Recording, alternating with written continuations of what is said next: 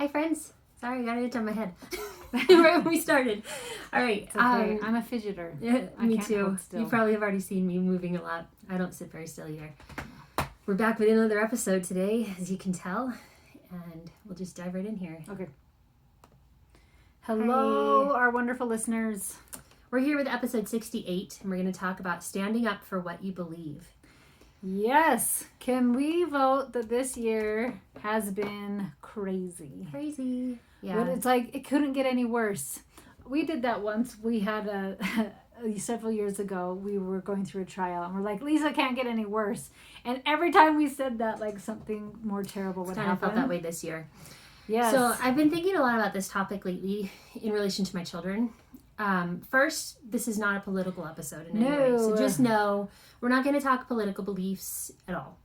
But we're going to talk about the importance of learning how to stand up for what you do believe in. And I think that this is a really important thing to teach our children right now. The world is full of political statements and protesting and standing and fighting for what you believe in right now. And it's even attacking if you don't post the right thing. Yeah. Then you are against somebody or an organization. And it feels scary to share your opinion right now. Yeah. Like I saw somebody made an offhanded joke, and it wasn't about race. It wasn't about, it was something really simple, and people jumped on and told them what a horrible human they are and just attacked this person. Yeah. They were like, whoa, oh, okay. So we want to talk about how to do this without attacking or arguing, but standing up in a gracious way, in a kind way, and helping our children know the importance of it and how to do it in a good way. Yeah, in a way that actually brings change and brings light instead of tearing another person or another organization down. Yeah. I, for one, don't want my kids to be the kind of people that just blow with the wind of like whoever's leading that day and whatever is the popular opinion that day. I want my kids to be strong enough and brave enough to be the leaders and to be leading with goodness, not just, hey, come follow me on this fun next adventure or whatever, but to stand up for their values and their morals and the things that I've been teaching them and want them to be an example of. Yeah, this is really, I love this because this is about teaching your children values and teaching them a beautiful way to share those values that uplift versus tear down. Yeah. Right? Yeah. And so, because I think people have done this before.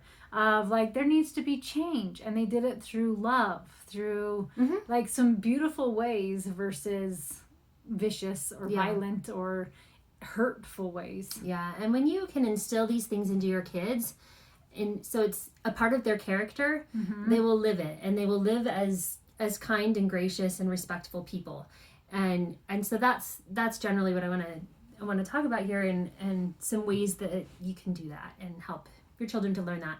I'm generally a pretty private person, and when it comes to hard topics and hard emotions, I kind of just take a step back and try not to say anything or try not to stir up any trouble.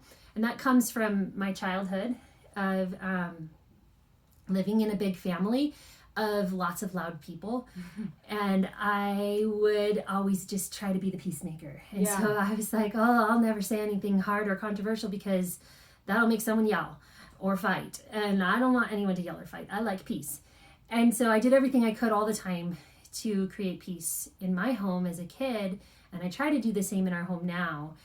But there's not going to always be peace, and there's not going to always be happy thoughts and feelings. And so to learn how to stand up and say what you feel when it takes courage is not going to be easy.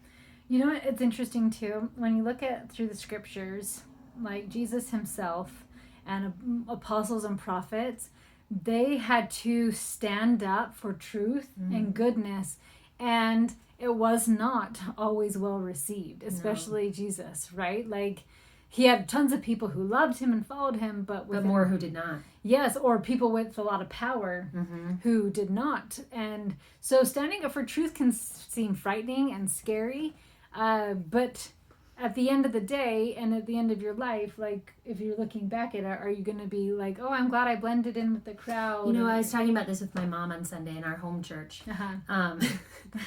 Home church is fun. I love home church. I actually love it too. Favorite. And I love, my mom comes over to our house every Sunday for it. But we were talking about just that exact thing about how when Christ was on trial, he said nothing. He didn't fight. He didn't list all the points they were wrong, even though he could have, and he could have struck them dead if he wanted to. He did nothing. He was peaceful and he was quiet, and just let them say their piece. And I think sometimes that's a really important thing also, is to just let there be peace. My grandpa was really, he's still alive. He's 90 something years old, and he's just this awesome person. And I remember one time we had somebody gossip about us and spread some lies about us. And I was talking to him, and I was like, Grandpa, I don't know what to do. Like, do I call these people out? What do I do? And he goes, by your fruit, people will know like who you are. And so taking, like, if somebody said something untruthful about me and then you do good works, people will know that's untrue. Like, no, Meg would never do those things because I know her character. I know who she is. And so there's no reason to defend yourself when you believe in yourself and you're doing good. And you're living what you're saying. That's so important. Yeah. So here's a couple. So right now it might seem like the only way to get your voice heard is to go out and march and protest and yell, right? Yeah. That's not the only way. That's not the only way to stand up for something you believe in. Sometimes that's a good way, but that's not the only way. A couple of just simple things that you can do and you can teach your kids to do is to write a letter to a government leader. My son has done that a few times for his Eagle Scout. He had to write to different political leaders, and he received letters back, and he was so impressed that they took the time to write him back. It was probably a staffer or something, but still, he did it, and he expressed opinions. You can sign petitions, you can write news opinion pieces, and volunteer for causes that you believe in and work for them. And like she was just saying, show it by your character, walk the talk and walk the things that you believe in. I think social media is a great way to be a light out there. Definitely. And right now, especially, things are so dark and hard right now, and there's so much bickering going on social media and on the news, everywhere you turn, basically. And so anything that is a light and a bright spot. I don't know if they're just on Instagram or where, but Good News Minute, or what is that what it's called? Some Good News. Yes. Some Good News. And I think what a beautiful organization or post. Like, it went to 1 million followers how quickly, because people are like, yes, there are good things happening. And so this person, like, they weren't loud and they weren't mean, but like, here's something beautiful. Yeah. And people flocked to it like, thank you. I knew there was good in this world. Yeah.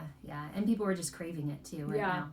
So here's some ways that you can help just through regular everyday conversations with your children and, experiences in your home, that you can help your kids to learn how to stand up for what they believe in and to express their opinions in healthy ways. Yes. And to not be afraid. So one thing I think is important is to have deep discussions with your kids about hard topics. That'll change depending on their age, but help them to solidify their beliefs and their morals in these hard things. Yeah, and I think it's great too to have those conversations in a safe space, because maybe they've heard terminology that opposes what they're actually trying to say, that may be linked with an organization that they don't believe in, that organization, but they've heard a phrase. Does that make sense? Yeah, definitely. And so just teaching them, like, in a safe space, like, oh yeah, well, how do you feel about this? What about this? And like, well, this is the counter argument, so what do you think about that? Yeah. And so I think it's really great to have a safe space of just like, oh, what do I think about this group, this organization, this movement, whatever. Right. Teaching empathy, I think, is a really big, important thing for everyone to understand. And that's just, trying to think of what that person might be feeling during this hard time in their life.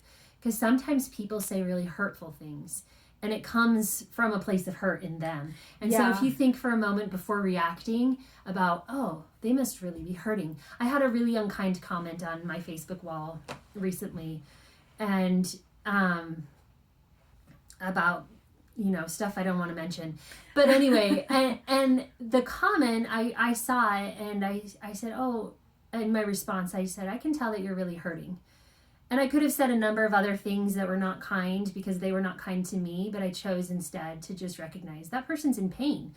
And so if you can teach your children to recognize that, and instead of instantly reacting with another negative attack back, stopping and thinking, what's a polite response, or it's a kind way I can handle this, so that they realize what's going on for that person that they feel they need to attack. Right.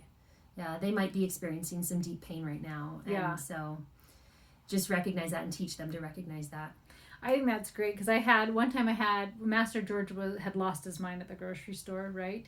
And so the good old days when we went grocery shopping with children, and so he's buckled in to the cart and he's screaming, and the lady in front of me just like was mean and rude and irritated, and like my eyes filled up with tears, and I wanted to say lots of mean things.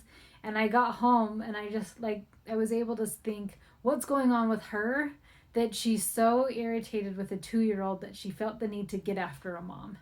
Like, she must have some serious stuff she's dealing with. Yeah. And that was easier for me to not take it so personally. Like, I'm not a horrible mom, I'm not a bad whatever. Just like, oh, she must be dealing with something very hard right now. Yeah.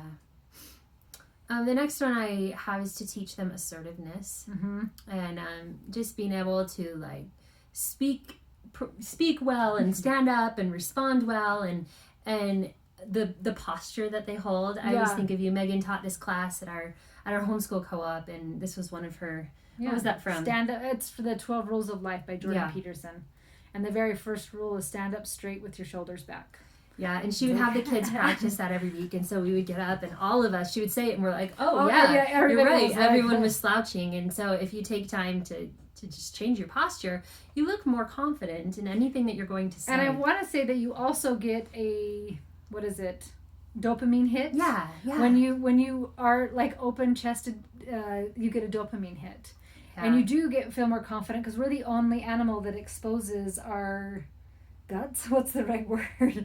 Like our core, but like every other animal's over and protecting their inside. That's interesting. And so to expose yourself like that and being so vulnerable and bold is very empowering. Yeah, I like that.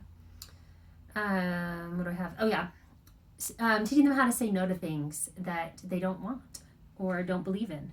Yeah, especially when pride's on the line, or embarrassment. A friend they really like. Yeah. And to be able to say no. Yeah. That's and awesome. Also knowing why they're saying no. You know, it's not just about, oh, my mom told me I can't. But maybe just a real reason why. If like for instance, in our faith, we don't drink alcohol. And so if a kid is at a party where alcohol's being served and they're made fun of for not partaking in it, if they have a good valid reason behind it, well, not only am I not allowed, but I know that it's not good for me, and I know that it's going to affect my behavior, and it's going to make it unsafe for me to drive home. And, you know, there's a whole list of reasons.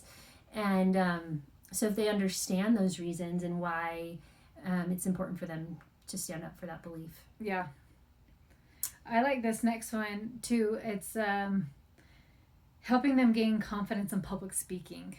And I think being able to first formulate your opinion and then to express it eloquently enough, and I add enough, in a way that other people can understand the message you're trying to give. Yeah. It's powerful, and it doesn't have to be up on a tower. Or yelling. And that's, I think, social media, is technically can be public speaking, right? But being able to get up in front of people as well and have that confidence to say, this isn't okay. Yeah, is powerful. The next one I also really like a lot is letting them have their say in your home.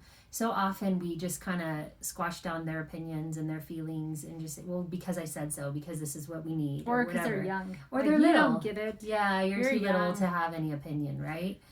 And they need to know that their opinion matters, and if they know that and it's recognized in their home, then outside of their home, they'll feel more confident in expressing their own opinion. You know, Karen added that, and I liked it, but I didn't realize some of the habits we had went along with some of these items, because we do our family meeting every Sunday, and every week, my little 9-year-old has lots of concerns. Like, you looked at me wrong, you touched me, you flicked me, and I do not like to be flicked, right? And the big kids are always going to be like, oh my gosh, here we go again. And we've been saying, no, let him speak. Let him have his peace. And it was interesting because literally last week he said to his sister, you keep flicking me. And she goes, do you remember before that even happened, you were, and I can't remember what it was, you kicked me. You did this to me. And all of a sudden he was able to hear a full story and see I got a chance to present myself, and she got a chance to present herself, and now we both see, we're doing behaviors that other people don't enjoy. Instead of be quiet, quit crying about everything, she just flicked you, it's not that big of a deal, Yeah. So I love to have that safe space of what I have to say does matter. Yeah. And then finally have research. Teach them how to research topics that they want to learn more about so that they have the knowledge behind their opinions too. Yeah. And to research both sides, not just to go to one side and one source only, but to look at both sides so that they have a well-rounded opinion and understand all of the facts. I know that being vegan I don't think is a hot topic right now, so I feel safe saying that. But our friend who's vegan, I remember she did this with her kids. Said, here's arguments for, here are arguments against. I am choosing to be vegan, but I'm allowing you to make the choice you want. I do that with my kids. I'm the only one in my house that is. And I tell them why. They ask me often, why do you choose to eat that way? And I tell them my reasons and my opinions, but I don't ever force it on them because I want them to make that choice for themselves. And I think that that's a personal choice. Yeah, so. But I love that the presentation of both sides.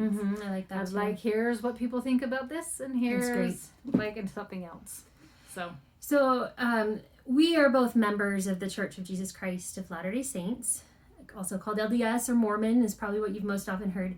And I know we have a lot of different listeners of many faiths on this podcast, and I actually really love that. I do too. And I just want you guys to know we appreciate all of your opinions and your beliefs. And I have had a lot of experiences. I grew up in Southern Florida where I was a minority in terms of my religious choice, and there were very few members of my faith down there. And there were so many times in my life that I had to learn to stand up for my beliefs because there were a lot of things that people would say to me to mock me that were hurtful, and in school settings and various places.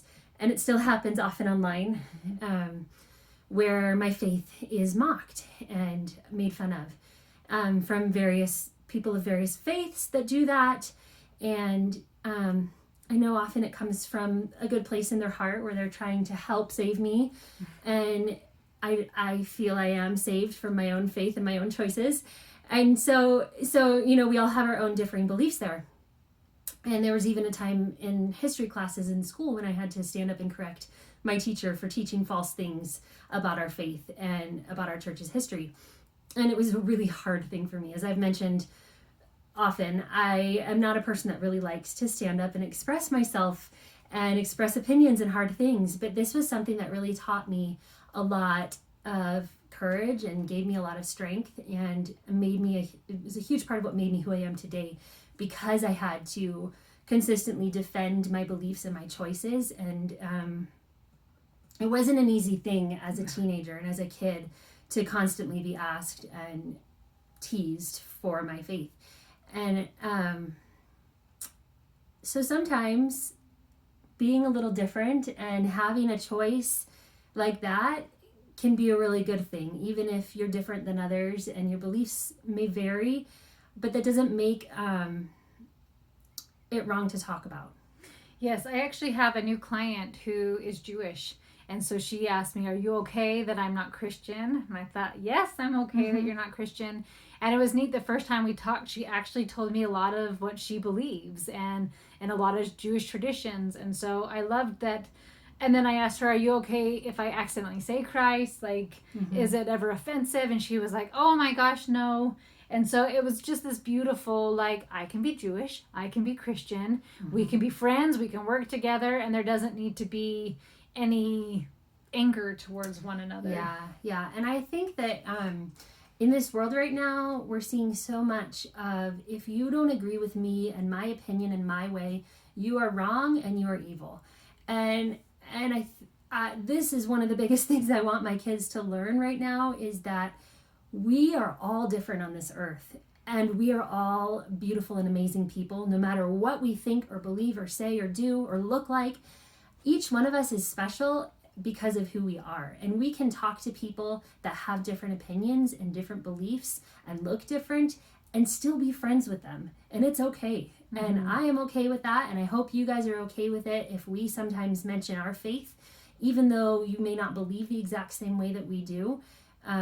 We still respect you for your choices, and we hope you'll do the same to us. Because I read books all the time from other Christians of different Christian religions, and I think there's so much. And I learn so much goodness and truth from whatever faith it is that I'm learning about and studying. And I took a couple of world religion classes in college because I just really love to study different religions and faiths. And I spent time in Israel and got to learn about the Jewish faith and the Muslim faith, and I loved those times and the things that I've learned and the goodness I learned from each of those. And I think a good way to do this with school too is the kind of literature books you're reading. Someone like Corrie ten Boom, who saw something wrong with what was going on, and she stood up for her beliefs. Now, she did it in a way where she wasn't out with somebody with a gun, and she didn't run out there and just go, hey, this is wrong. But she did what she could. She made a hiding room and hid Jews and tried to protect them. Right. And the light that she was. But I think of William Tyndale. He wanted the Bible in English. And super grateful for him for having the courage to go through with that and translate it. And so I think there are a lot of times you can show through different literature books of giving them good, real people who were able to do this. Yes, and then give them courage as well. I love that. To stand up so much through the stories that we read. And if kids can get that into their heart, of like, this courageous person did this, and look how amazing they are, and look how they're remembered, and I can be courageous too, and I can stand up for something that I know is wrong or right or whatever it may be, and I can talk to somebody different than me and be nice to them. Yes. Yeah. And so I think, and then even having the question like, would I have the courage? So I think what Hitler did was wrong. I think everybody agrees with me on that. I don't think that's under attack right now. Hopefully not. But would I have the courage if that came to my community right now and that put my family's lives in danger? Would I have the courage still now? And those are really good conversations to have with your kids. Like, okay, let's pretend we just get invaded by another country. And they say this type of people is wrong and they want them out in a camp. Like, do we dare protect them? Do we know that we understand that they truly are children of God no matter what, right? So do you have the courage really to do that? And then you could even incorporate it with your school of giving like opportunities to stand up for goodness or truth, or sharing your values in a kind, tactful way. Right. So I think that's an easy way to incorporate that with homeschool. Yeah, I love that. And I think along with, let's see what I've got here, just it goes both ways. We need to not only be able to talk to people or share our opinions, but also to listen. I think listening is a huge part of it as well, because often we think we just need to get our opinion and express our opinion and get it out at those people so they'll agree with me. But it's a two-way street, and we need to be able to listen and take the feedback and listen to others' thoughts and opinions as well. Yeah, I think it was Jordan Peterson who went on a speaking tour, and he took a man with him who had different opinions than he did. And I haven't listened to all of these, but I believe my husband have. And so he would have these awesome discussions with very different points of view, and just saying like, I am pro this, I am not pro this, and being able to, and even not be, switched over to their way of thinking, but just being able to say, this is what I feel, think, believe, this is what I think, feel, and believe, and I can still respect you as a human, love you as a person, and it's okay that we differ in this opinion. Right. And I think that's really beautiful, to be able to listen to somebody and saying like, wow, you're really hurting. Well, why? Why is this so sad? Why is this so hard? Yeah, and when things are hard and when you feel like your character or your beliefs are under attack, it can hurt. It can hurt a lot. And it's really easy to just fight back and to, push back. And so if you can give your kids opportunities or help them understand that when those kinds of situations arise, what's the proper way to respond and what's the proper way to handle this and express your belief in an appropriate way. Mm-hmm. So we hope this is giving you guys some courage to stand up for what you believe in, and some ways to teach your children to stand up for what you believe, and some ways to incorporate it into your school. Yes. Thank you guys so much for tuning in today. Have a great week. Bye.